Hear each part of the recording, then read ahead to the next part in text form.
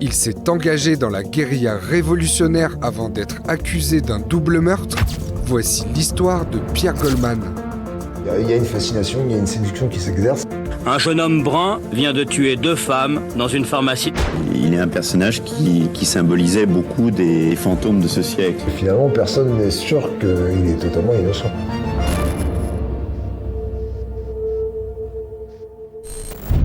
Nous sommes le 19 décembre 1969 à Paris. Aux alentours de 20h30, un homme entre dans une pharmacie située au 6 boulevard Richard Lenoir et tire sur plusieurs personnes. Un policier alerté qui tente d'intercepter le gangster est blessé à son tour d'une balle dans le ventre. Il y a des témoins qui parlent d'un homme très méditerranéen, qui parlent d'un homme brun. Certains disent une casquette, d'autres qu'il n'avait pas de casquette, il avait un par-dessus, un imperméable. Enfin bon, voilà, c'est un homme sans visage. Et tout l'objet du procès, c'est de savoir si cet homme est Pierre Goldman ou pas. À la suite d'une dénonciation, Pierre Goldman est arrêté. Il a 25 ans. Fils de résistant juif polonais, très marqué par ses origines et révolté par l'antisémitisme, il est tombé dans la délinquance après un passage dans les groupes révolutionnaires d'Amérique du Sud. Il naît pendant la guerre, déjà, ce qui n'est pas du tout anodin. À la fin de la guerre, ses parents vont se séparer. Sa mère retourne vivre en Pologne et il est reconnu par son père et adopté par sa belle-mère officiellement. Il y a un fantasme énorme sur la mère qui est une révolutionnaire, une héroïne et tout ça. Et surtout, pour Goldman, il a toute sa vie cherché à être à la hauteur de ses parents, en fait. Adolescent turbulent, Pierre Goldman fait plusieurs séjours en établissement psychiatrique. À 15 ans, il est renvoyé des jeunesses communistes et s'engage au sein des services d'ordre d'organisations étudiantes d'extrême gauche. Il retourne voir sa mère, elle lui fait sa culture historique mais aussi politique, Auschwitz, la résistance, tout ça. À la fin des années 60, il rejoint Cuba et s'engage dans la lutte armée révolutionnaire au Venezuela. Il vit sur un fantasme, il veut être à la hauteur de la vie de ses parents, mais en fait, il arrive toujours trop tard. Il arrive à La Havane le soir de la mort du Che. Il dit, quand j'arrive, la révolution est finie, donc il tourne en rond, et finalement, ils finissent par braquer une banque. Alors, il a basculé de l'idéal révolutionnaire au banditisme, et c'est vrai que la vie de Goldman, intellectuellement, c'est brillant, mais dans les faits, c'est une suite d'échecs. De retour en France, Pierre Goldman commet plusieurs braquages avant d'être arrêté pour le double meurtre du boulevard Richard Lenoir. À première vue, tout l'accable dans l'affaire du boulevard Richard Lenoir. Les témoins l'ont reconnu et s'il nie les faits, Pierre Goldman admet s'être trouvé dans le quartier pour commettre une autre agression à laquelle au dernier moment il aurait renoncé. De plus, il a déjà attaqué une pharmacie. L'indique dit aux policiers qu'il a commis 4 braquages, dont ce braquage qui a coûté la mort aux 2 pharmaciennes. Et les 3 autres braquages, Goldman les avoue très facilement. Les policiers ont toutes les raisons de croire qu'il a fait les 4. En 1974, Pierre Goldman est jugé aux assises à Paris. Malgré l'absence de preuves ainsi que de nombreuses incohérences parmi les témoignages, il est condamné à la réclusion criminelle à perpétuité. Un verdict qui a provoqué des mouvements divers, c'est le moins que l'on puisse dire, dans la salle d'audience. Il est plus ou moins établi qu'il y a eu des bavures, spécialement dans les procédures de reconnaissance, d'identification de l'auteur présumé. Tout cet amalgame d'incohérence ne peut pas ne pas engendrer un sentiment de doute. Incarcéré à la prison de Fresnes, Pierre Goldman se consacre à l'écriture et publie son autobiographie dans laquelle il clame son innocence. Ce qui a frappé les gens à l'époque, c'est que c'était un livre extrêmement bien écrit. En fait, il a été aussi accueilli comme une œuvre littéraire. Un comité de soutien se forme autour de Pierre Goldman, avec à l'appui de nombreuses figures artistiques et intellectuelles comme Jean-Paul Sartre, Simone de Beauvoir, Simone Signoret, Pierre Mendès France ou encore Françoise Sagan.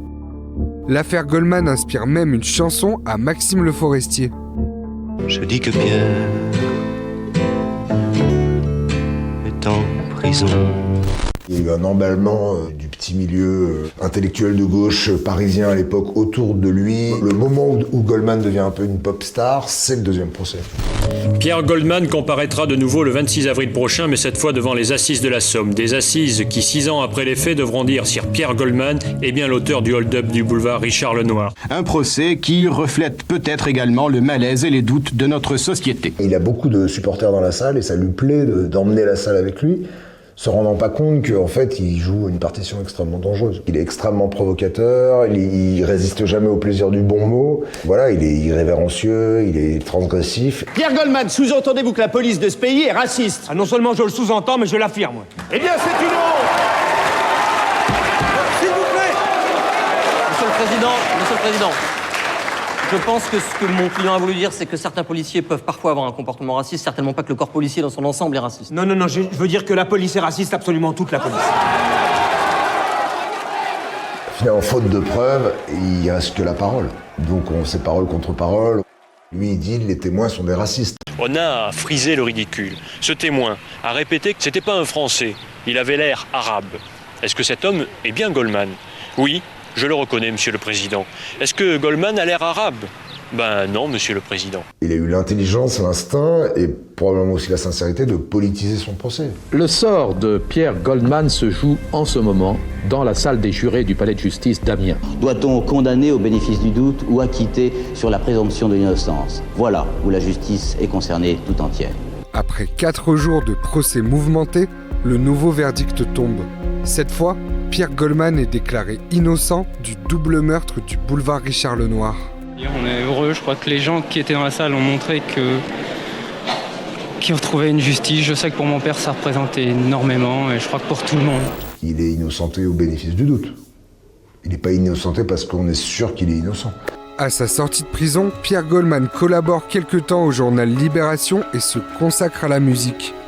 Il publie également un roman dans lequel le personnage principal, qui lui ressemble étrangement, commet une série de meurtres. Ça a troublé beaucoup de gens, et beaucoup de ses défenseurs.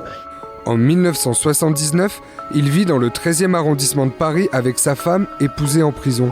Ensemble, ils attendent un enfant.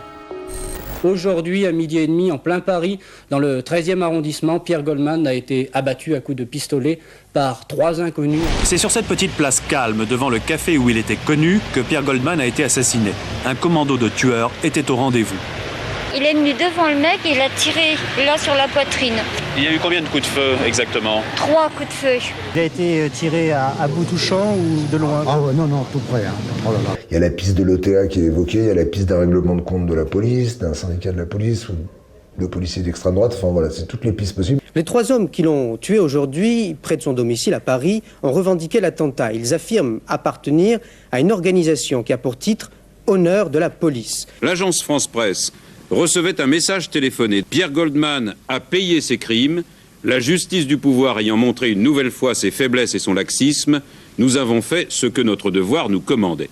Je dois dire que je ne crois en tout cas pas du tout à une vengeance policière. Je suis sûr qu'un groupe fascisant, dont je ne peux savoir même s'il est français ou non, mais en tout cas un groupe fascisant, ça j'en suis sûr, se cache derrière cette appellation trop commode, honneur de la police. Lors de ses obsèques, plus de 10 000 personnes défilent dans les rues de Paris et de nombreuses personnalités sont présentes pour lui rendre hommage. Simone de Beauvoir, Jean-Paul Sartre et André Glucksmann, parmi de nombreux autres intellectuels, se sont recueillis sur sa tombe. De nombreux Antillais aussi, puisque Pierre Goldman avait épousé une Antillaise dont il a eu hier un fils posthume. Les Noirs afro-cubains ou antillais, je veux dire, étaient pour lui... un peuple qu'il appréhendait exactement de la même manière qu'il appréhendait sa judéité, c'est-à-dire comme un peuple qui revenait ou qui survivait à une très longue extermination qui avait été celle de la traite des Noirs. À ce jour, le meurtre de Pierre Goldman n'a toujours pas été élucidé.